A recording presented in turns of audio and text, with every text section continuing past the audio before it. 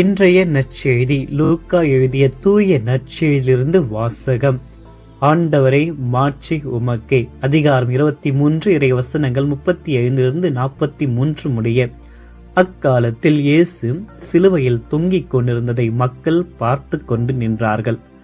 ஆட்சியாளர்கள், பிறரை விடுவித்தான், இவன் கடவுளின் மெஸ்ஸியாவும் தேர்ந்தெடுக்கப்பட்டவுமானால் தன்னையே விடுவித்துக் கொள்ளட்டும் என்று கேலி செய்தார்கள். படை வீரர் அவரிடம் வந்து புளித்த திராட்சை ரசத்தை கொடுத்து, நீர் யூதர்களின் அரசரானால் உன்னை காப்பாற்றிக்கொள் என்று எள்ளி நகையாடினர்.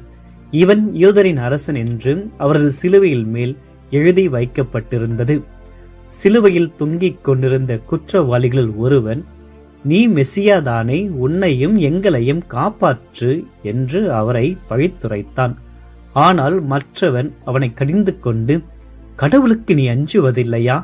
நீயும் அதே தீர்ப்புக்குத்தானே உள்ளாகி இருக்கிறாய். நாம் தண்டிக்கப்படுவது முறையே, நம் செயலுக்கேற்ற தண்டனையை நாம் பெறுகிறோம்.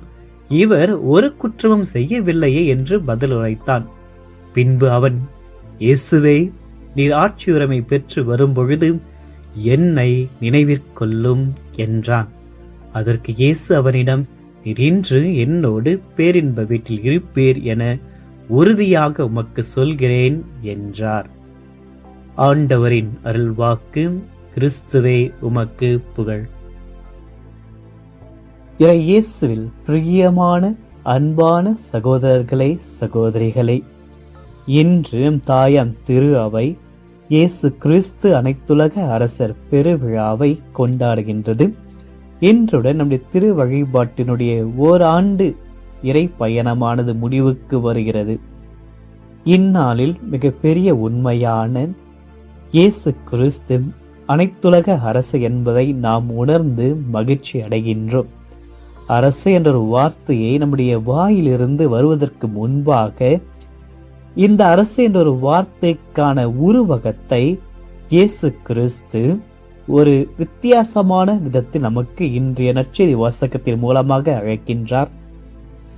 இந்த அரசர் சிம்மாசனத்தில் அமர்ந்திருக்கும் அரசர் அல்ல, சிலுவையில் தொங்குகின்ற அரசராக பொன் கிரீடம் இல்லாமல் முள் கிரீடத்துடன் காட்சியளிக்கின்றார்.